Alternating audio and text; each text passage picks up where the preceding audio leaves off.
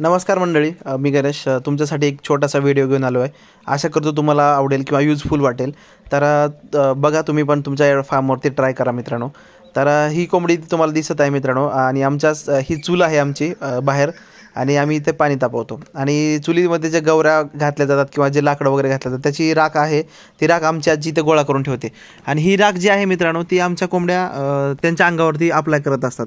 आणि ह्यामागं एक scientific reason आहे खरं तर. तुम्हाला माहीत असेल काही लोकांना की राखेचा गुणधर्म काय असतो, तर थंड गुणधर्म असतो राखेचा. आणि ती राख काय करतात, हे पक्षी आपल्या पंखामध्ये अप्लाय करतात. म्हणजे हे पक्षी पूर्ण राख आपल्या पंखामध्ये मिक्स करत आहे कोंबडी.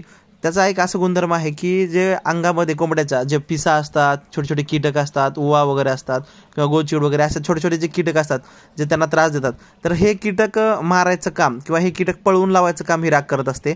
का तर फंगीसाईड किंवा कीटकनाशक चं काम ही राख करत असते. का तर राखेमध्ये खूप सारे घटक असतात मित्रांनो. त्यामध्ये पोटॅश असतं, झिंक असतं, बोरॉन, लोह, फॉस्फरस, मॅग्नेज, मॅग्नेशियम, कॅल्शियम, तांबे, जस्त, गंधक अशा बऱ्यापैकी जे खनिज आहेत, तर ते छोट्या छोट्या प्रमाणामध्ये असतात मित्रांनो. आणि ते एक औषध म्हणून काम करतात. आणि सगळ्यात महत्त्वाचं थंडावा पोचण्याचं काम करतात.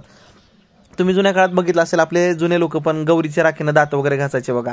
आणि पायात आग पडत असेल तर राख कालवायची मित्रांनो, आणि त्या राखेचा लेप पायाला दिला जायचा. आणि त्यामुळे लगेच पायातली जी उष्णता ती कमी व्हायची.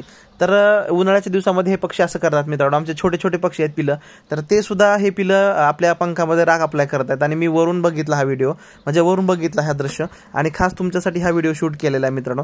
जर तुमच्या फार्ममध्ये पण जर राख असेल मित्रांनो, तर नक्की राख नसेल तर तुम्ही अप्लाय म्हणजे त्यांना अवेलेबल करून द्या.